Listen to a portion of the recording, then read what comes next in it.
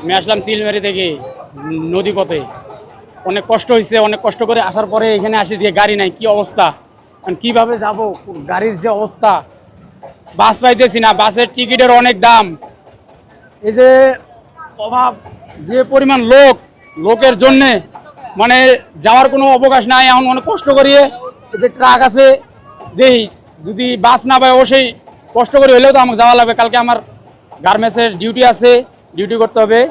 আমি ভটভটি চড়ছি, জামালপুর যাবো, জামালপুর থেকে চৌরাস্তা যাবো।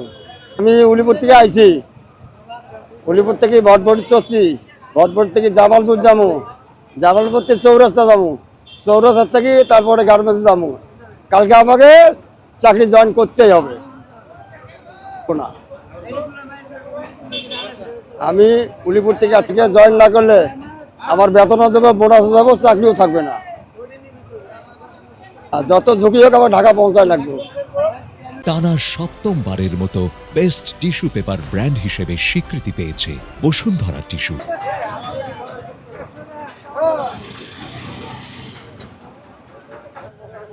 আমি গার্মেন্টসে চাকরি করি, আমার কালকে ডিউটি আছে, আজকে না গেলে হইব না, আমি গাড়ি পাইতেছি না, এই কারণে ট্রাকে যাইতেছি এই গরমে এই রোদে।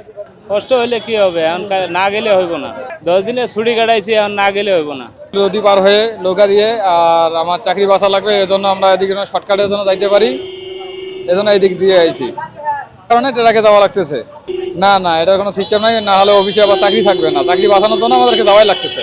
কষ্ট হলেও ভাই কিচ্ছু করার নাই, চাকরি বাঁচাইতে গেলে সবকিছুই করতে হবে। টানা 10 দিনের ছুটি শেষে আগামীকাল খুলছে বিভিন্ন গার্মেন্টস ফ্যাক্টরি সহ নানা অফিস আদালত।